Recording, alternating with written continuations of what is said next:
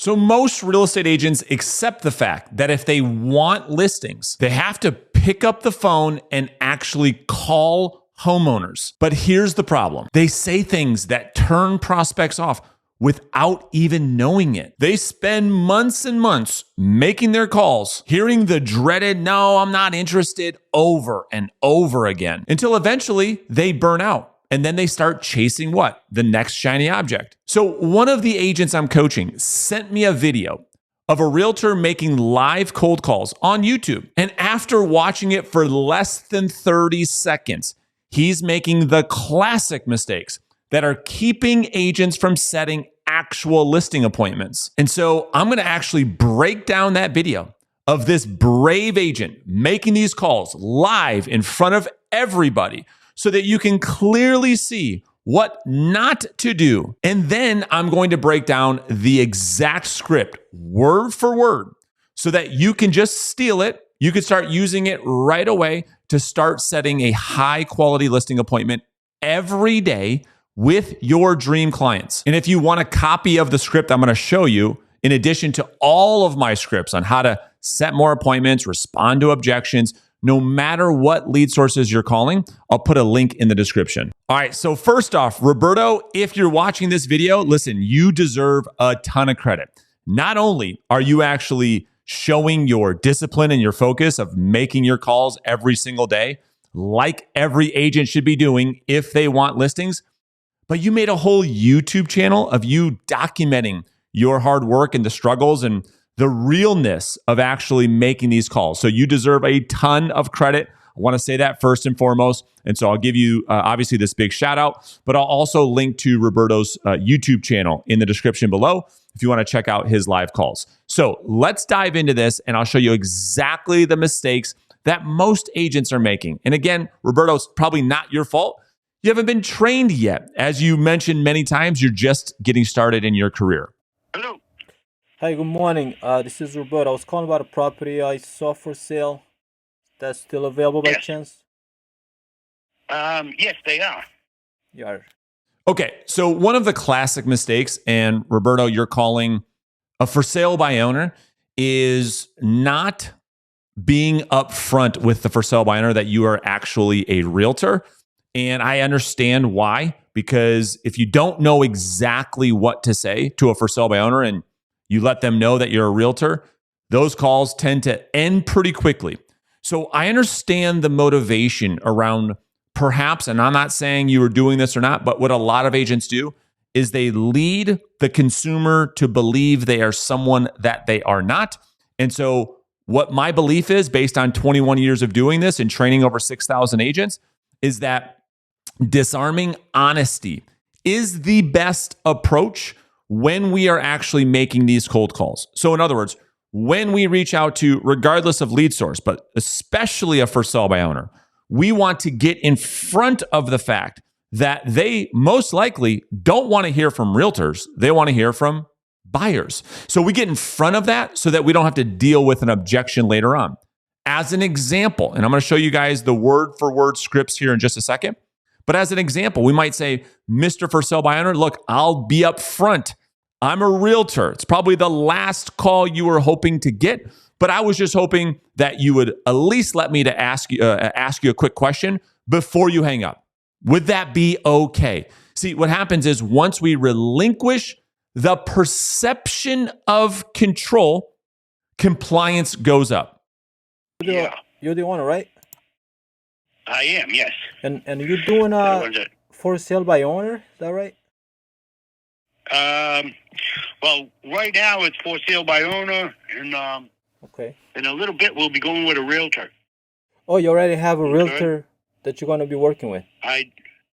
Yes, I do. Yeah. Oh, okay. Yeah, right now it's just put the sign out front for sale by owner, but we're going with a realtor. The project really wasn't completed, but I figured put a sign out and get some interest going. And then, absolutely. Then we're going with a realtor. Got it. Yeah. Okay. And why, are you a realtor? Yeah, I am. I work with the buyers and sellers in the area, so I was giving you a call to see how you're making out. Oh, okay. Today's market. See, that question right there, I was calling because I work with a lot of buyers and sellers in the area, and I was calling to find out how you were making out. I don't know if there's a lot of value in that question for the prospect or for you. See, the goal of a prospecting phone call is to uncover the truth. That's why we're making the call. So we make the call as a service to the consumer to find people, to sort through people that perhaps need our help. So we cannot beat around the bush. We cannot lead them to believe that we are someone that we are not. That's going to make things worse for us. People appreciate authenticity and transparency. And so far, I would say there's a couple of opportunities for us to show that. I'll show you exactly what I would say differently in just a second. But I want to show you guys what happens at the end of this call that happens all the time that most agents are missing. Now, are you willing to interview other agents, or you have your realtor? Okay, so this is probably one of the worst questions to ask. And it leads to either one, instant rejection, not because there's not perhaps an opportunity, but because the way in which we ask the question elicits psychological reactance instantly. See, the reason why this is a bad question at this moment of the call, when we have no rapport, we don't understand any motivation, when we ask a question that has yes orientation, in other words, would you be interested in interviewing another agent? That almost every single time is going to lead to a no, I'm not interested, or a false positive, a false, yeah, let me just think it over, send me your information, and I'll get back to you. That is not real interest, because here's what prospects have learned. The same way you do to a salesperson. One of the greatest ways to get rid of a salesperson is to falsely tell them that you are interested and that you just have to go back and think about it, and then you will get back to them. This is the best way to get amateur, needy salesperson to think, ooh, I've got one here. In reality, what's going to happen is that prospect, and this has happened to you before, that prospect is going to hang up the phone and they're going to get themselves into the witness protection program. And you are never going to be able to get that person back on the phone ever again. And you'll think to yourself, wow, I thought I had one here. No, they were just telling you what they thought you wanted to hear in order to get rid of you. Right now, I'm just going to leave it with the agent I have. You know? Okay. Yeah, and wait until he comes back and see. Oh, okay. You're not willing to hear some second opinion, just to kind of see, can compare and see. Not right now. Not at the moment. I want to see what he comes up with. You know? Oh, okay. But yeah, if you want, you can text me your information, and if I need a second opinion, I'll give you a shout. You know? See, when prospects are doing this, again, do you believe this prospect? Do you believe that the prospect is genuinely interested in hearing back from Roberto? Or do we think the prospect says, okay, I've got to get myself out of this. He's being pretty polite. Sometimes prospects aren't this nice. He says, yeah, if anything changes, text me your information and I'll let you know. The amateur hears that as, ooh, I think I've got one here. The pro says, no, I don't have anything here. I have to actually gently disqualify or push the prospect away to see, is this a real opportunity or is this a brush off? But by the way, you're not looking for any other more properties by any chance? No? Me? No, this is it. Oh, okay. No. Yeah, you don't do investment. You never know in the future, you know. Yeah, and I do work with some investors as well. People, they do like flips, and I bring them some properties for investment as well. This is just crab walking. It's not actually being productive at all. We've got to keep the conversation moving forward. I mean, we're just essentially killing dead air right now. I was calling to see, if you're willing to interview other agents to see if I can get you the highest offer for that property. Now, that's the part that we are going to really break down. He finally comes out and makes an offer to the prospect. And the offer that's made is one that most I don't know, agents that really just have not been trained. They don't know how to structure the language such that it becomes compelling where the prospect says, yes, I would like to meet with you. And again, Roberto, it's not your fault. This is what most agents are doing. This is what most agents sound like. And it's so easy for the prospects to reject this. And then most agents don't know where to go from here. I do have some connections. Prospect gives another counterfeit interest. That means to a trained ear, this person has no interest at all. Yeah. Just send me the information and I'll think about it. And of course. Okay. Yeah, let me. And then there's the brush off. All right. So let me show you what to do instead so that you can actually start taking a cold call and converting it to the point where the prospect is inviting you to come to their house versus you having to beg, plead, and convince. All right. So let's break this down. Once we didn't do really any of it. And I think a lot of agents make that same mistake, which is to not get the prospect's actual motivation. So let's assume, and I'll make another video about that, you are actually able to get through what I call the DART framework, D-A-R-T, desire, ability, reasons, and timelines. And now there's reasons for why you would recommend that you and the prospect actually get together. See, that was a huge miss on Roberto's part, is to go from complete cold stranger phone call, not understand why the prospect is actually moving in the first place. So therefore, we can't actually come up with a solution. The mistake that agents continue to make is they want to prescribe without proper diagnosis. So here's what we're going to say when we finally understand their motivation. The first thing is, can I make a recommendation? See, this opens up a curiosity loop in the prospect's mind to hear you out. See, you just got done talking for the last 3 or 4 minutes, and it's like, well, let me hear what this person wants to recommend that perhaps can help me. So this success on that question number one has almost 100% success rate when you ask that question. When the prospect says, yes, sure, go ahead. What do you have in mind? We then want to use language that would continue to support the prospect's autonomy. In other words, we want to continue to give the prospect the perception that they are in control. Because here's what we know about resistance and reactance. If people feel that their control is being taken away, in other words, sales pressure, they start to resist. So we don't want them to resist. So we say, Mr. Prospect, can I make a recommendation? Sure, what's that? You say, okay, fair enough. And listen, if this doesn't make sense, you can tell me. This puts the prospect in the driver's seat. There's no reason for them to resist.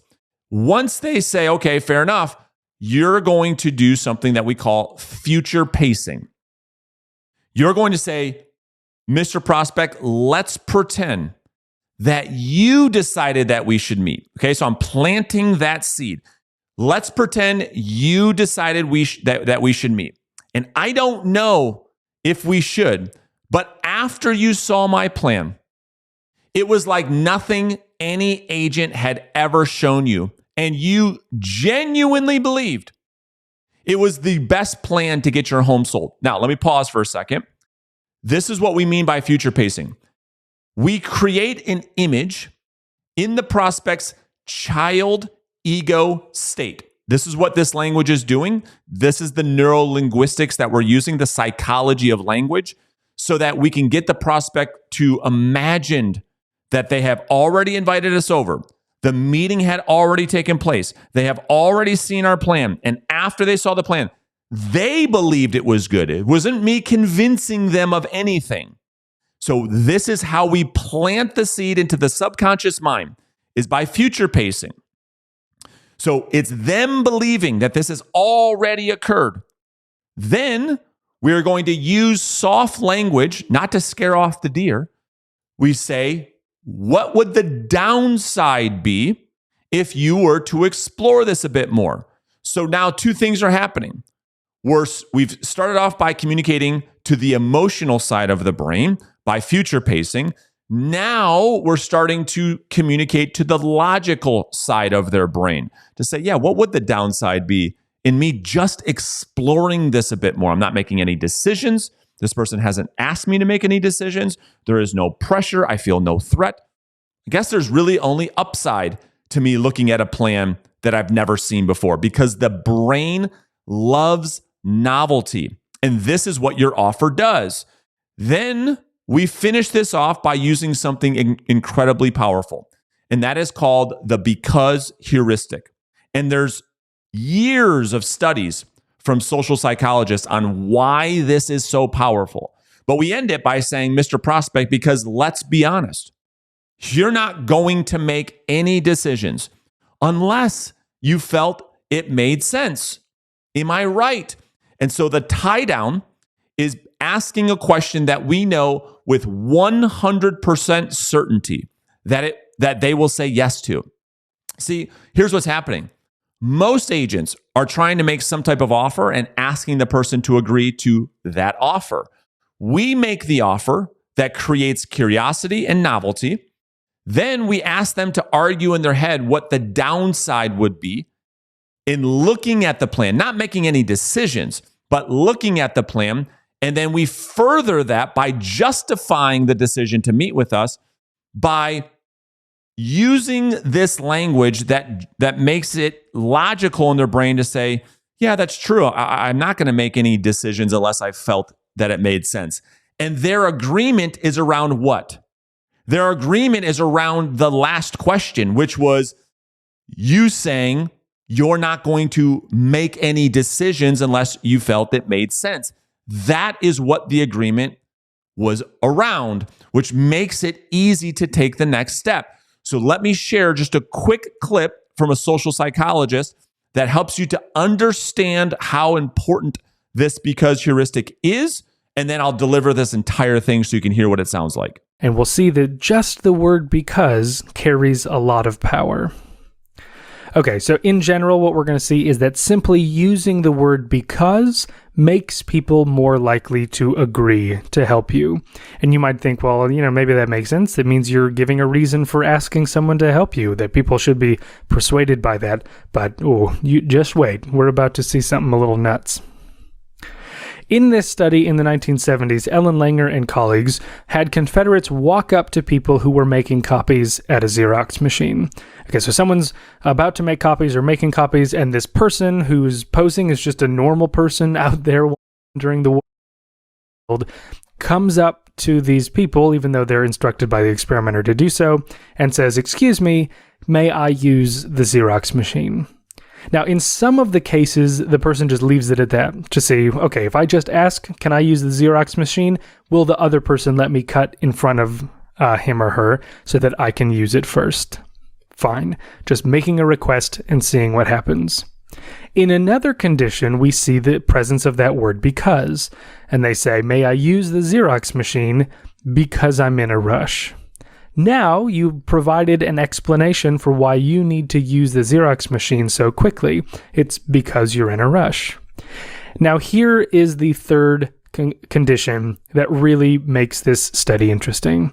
Because a third of the time, the Confederate comes up to someone making copies and says, "Excuse me, may I use the Xerox machine because I need to make some copies?" This shouldn't be a compelling reason to say, "Oh, of course, come right ahead, do your business before me. Oh, you need to make copies. I had no idea. Please, come forward." It's a totally meaningless reason. It's a reason to use the Xerox machine, but it's not compelling. It's not a very strong argument in favor of using the machine. So the question is, how do those three forms of the request affect how likely a So watch the results of this. This is crazy. Now, you may be familiar with this study in Robert Cialdini's book, Influence. It's a famous study. Look how crazy this is when they looked at the results. Is to say, sure, come right ahead and use the machine in front of me. Well, when the request was just a simple request, when people just said, "Hey, can I use the Xerox machine?" About 60% of the time, the other person would say, "Fine, go right ahead." That's actually kind of surprising to me that many people would just totally comply with that request. But the point is, a little over half the people find that strong enough to say, fine, you can go use the copier in front of me. As you might expect, when they say, can I use it because I'm in a rush? Now you've given a reason. I understand why you need to use it now. Now the rate goes up to 94%. Under those conditions, almost everyone says, yeah, sure. In this case, it's only a few papers that the other person needs to copy. And so they go, yeah, whatever. You can go ahead and cut in front of me. Now, here's the thing that blew my mind when I first heard about this study. In the condition where someone says, because I need to make some copies as the reason for asking to use the Xerox machine first, you might expect this to be less compelling than because I'm in a rush, but it was effectively no different than giving an actual reason to have to use the copier. When you say, can I use the copy machine because I have to make some copies, you are more likely to get the person to say yes than if you had just asked if you could use the Xerox machine. So this is crazy. And this is what we can use based on all of the research in psychology, is that just because we give somebody the justification that someone needs to make sense of what's being offered increases the likelihood for them to meet with you. In other words, so much so that when you deliver this, we are seeing compliance rates as high as 85% from cold call to actual listing appointment set. Why? Because the person sits there and justifies in their head, okay, I am curious to see what this person would do to get my home sold. I am curious about that. I don't feel any pressure to make any decisions. And yes, logically, I don't have to make any decisions that I do not think are in my best interest. And so I cannot think of any downside for me in meeting with this person. There's only upside for me. There's only a possible win for me, which is how we want to structure the offer when it comes to setting appointments. And so here's what it sounds like when you put it all together. Mr. Prospect, can I make a quick recommendation? Sure, what's that? Listen, and I appreciate that. And if this doesn't make sense, you can tell me. But let's just pretend for a second that you decided that we should meet. And after you saw my plan, it was like something you had never seen before, and you genuinely believed that it was the best plan that you've ever seen to get your home sold. I'm just curious, what would the downside be if you were just to maybe explore this just a bit more? Because, let's be honest. You're not going to make any decisions unless you felt it made sense. Am I right? And so when you can deliver that script exactly how I've outlined it, you're going to find yourself going on a lot more listing appointments. Now, here's the next issue. Once you start going on more appointments, most agents say things that are ruining their chances of actually winning the listing. In other words, they actually make it easier for their competitors to win the listing because they're saying the wrong thing. And there are certain phrases, there are certain questions, there are certain statements that you should never say at a listing appointment. And so I made this video right here to outline what the worst things are you can say at a listing appointment and what you should say instead.